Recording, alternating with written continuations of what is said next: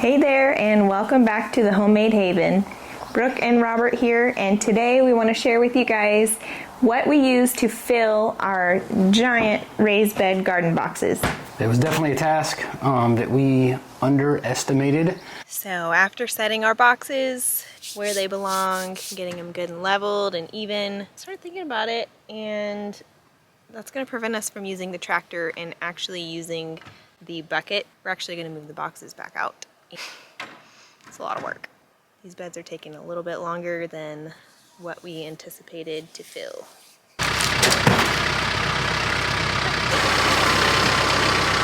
Big gaps here. Robert just smashed my finger with some logs. I was trying to be tough like it didn't hurt, but it actually really hurt.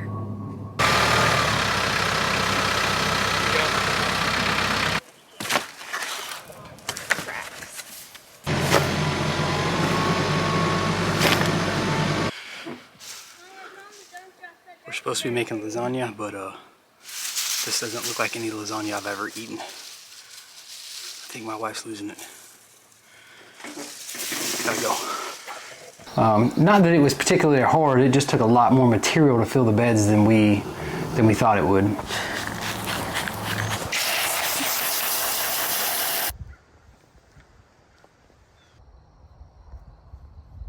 Can I be done? I want to go home and watch Jim Carrey movies and eat pizza.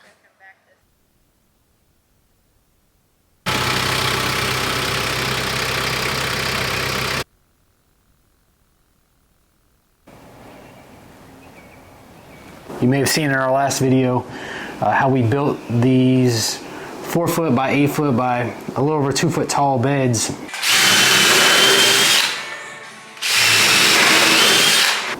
And it takes a lot to fill those up, like a lot. We've cut down probably 10 pine trees that are anywhere from 60 to 80, maybe 100 foot tall.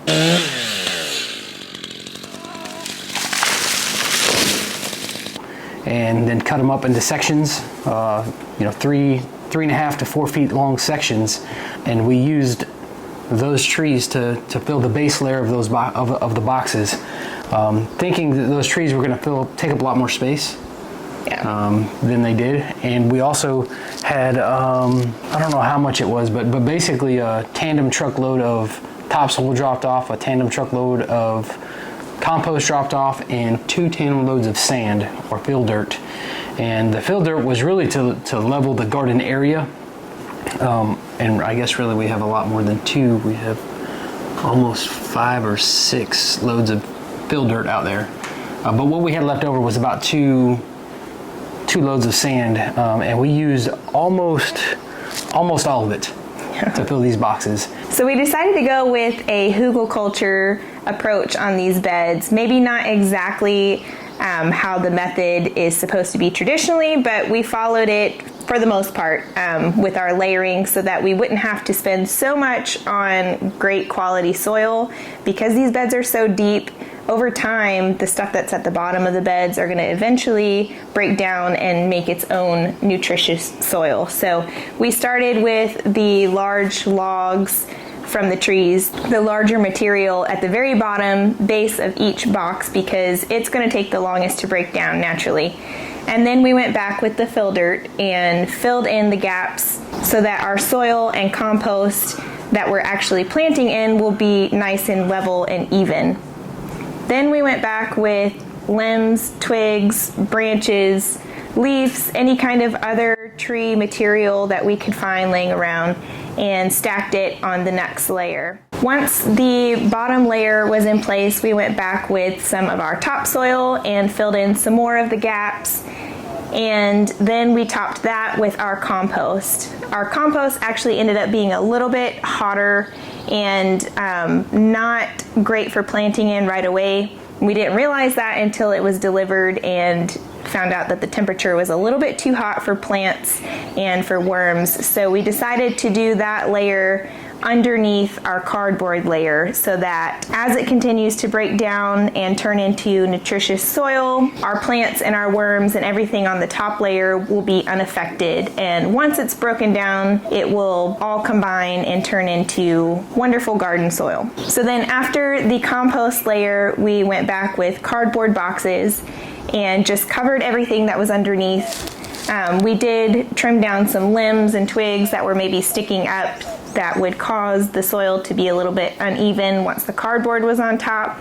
And then after the cardboard was placed, we went back with our topsoil and laid about 8 to 10 inches per box. Now our topsoil looks really great. It's a nice, rich, dark topsoil, but we didn't see a whole lot of life inside the soil, and we don't have time for a soil test before we decide to plant our seeds and our plants that are already ready to go in the ground. So we're going to use one of our favorite garden products, which is a plant feed. It's an organic blend, I believe. Dr. Earth's? Did we get Dr. Earth's? Mm-hmm. It is Dr. Earth's. Yes. In addition to the plant feed, we also purchased some worms from Uncle Jim's Worm Farm online. Every good garden has worms inside of it, and what they're doing is breaking down the debris, which, as we mentioned, we have a whole layer of items that need to be broken down over time. So we're just giving these beds a head start by putting some worms into them to start eating and pooping and just making a really great environment for our plants. Our last raised garden bed we put worms in, and the first season really we had good production on. So yeah. I don't know if the worms are 100% the reason for that, but they definitely helped out. So we actually have an affiliate link to Uncle Jim's Worm Farm that we'll put in the description box below if that's something that you're interested in adding to your garden. It doesn't cost you anything extra, but it does help our channel out when you use our link, and we greatly appreciate that. All right, so now that we got you guys caught up on what we've done in these garden beds so far, let's get out there and feed these beds and get these worms in their new home. Let's go.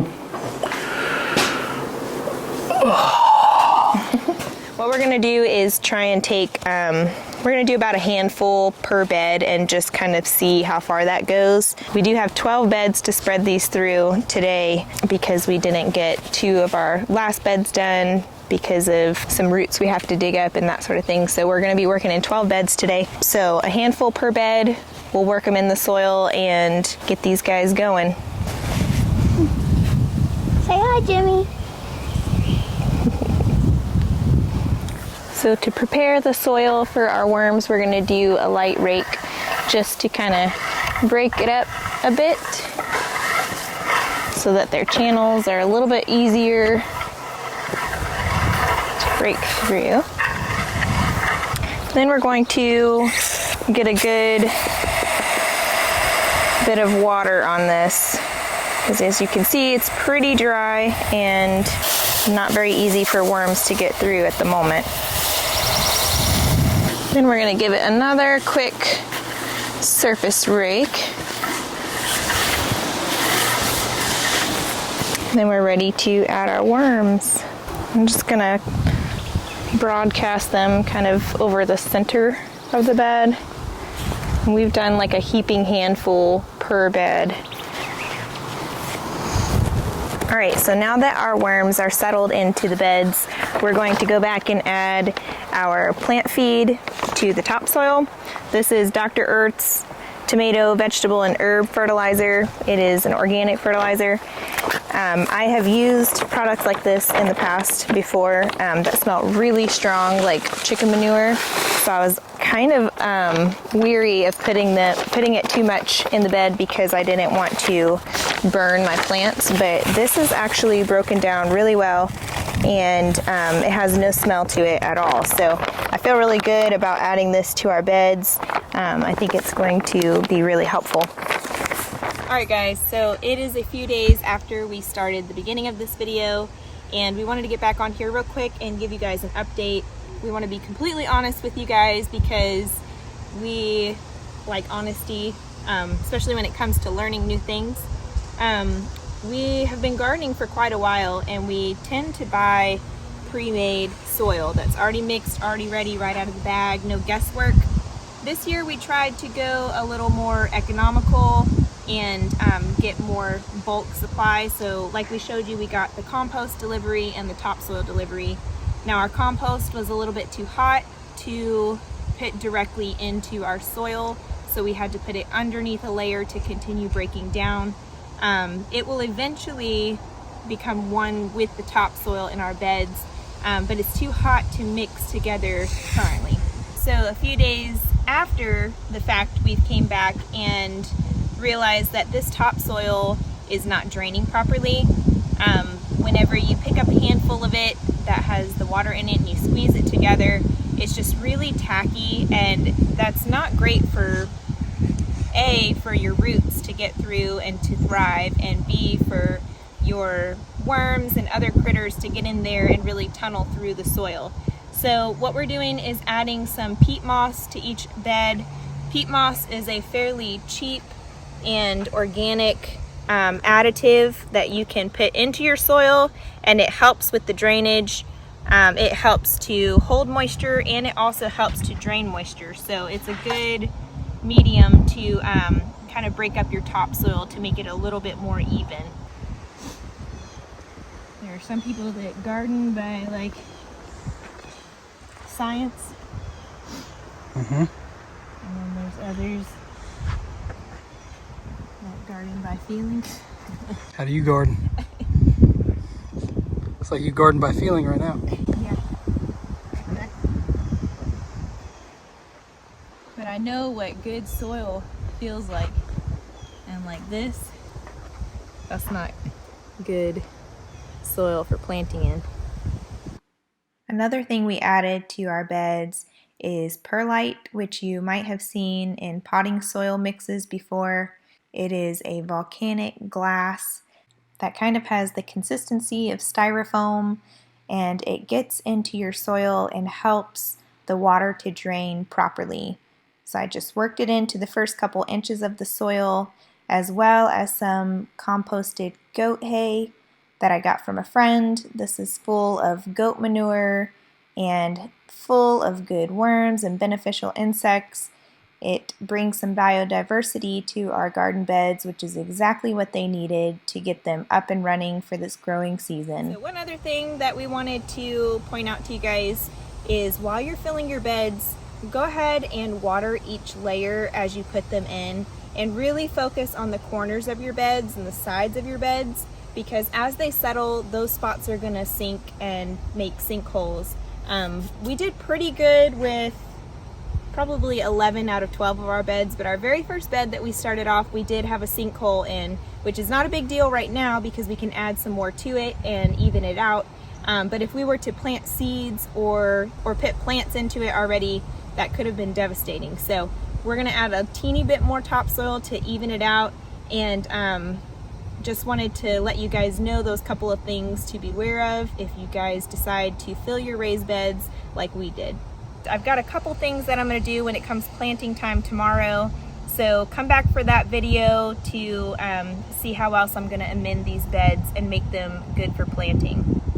All right, so that's it. Our beds are full of soil and compost and worms and lots of nutrition that are going to feed our plants throughout this growing season and for many years to come.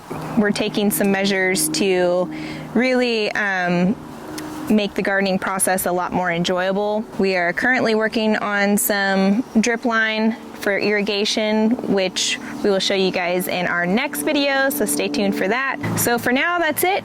We're gonna go ahead and keep working to get the next phase of this garden project done, so you guys come back and check us out on the next video, and until then, we'll see you next time. See you. Bye. Later. Goodbye.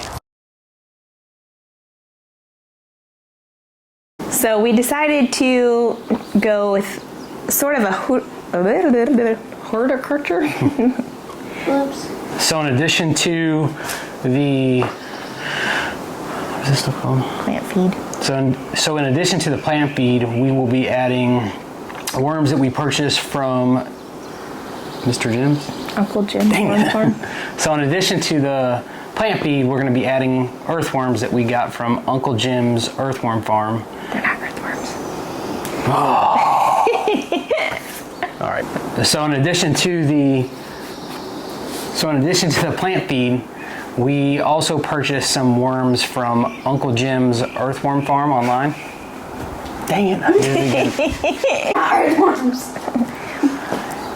In addition to the plant feed, we also purchased some worms from Uncle Jim's worm farm at Uncle Jim's Online. Online. Dang it. Just say online. Online, which will help the soil nutrients improve over time. Oh my god. Oh, I can feel them. Oh, that was terrifying. Cameraman.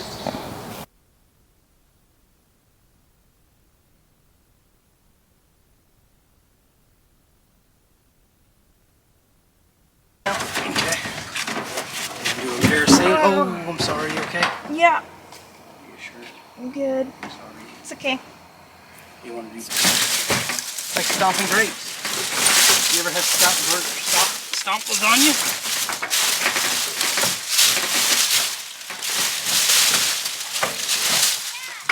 What? The sand.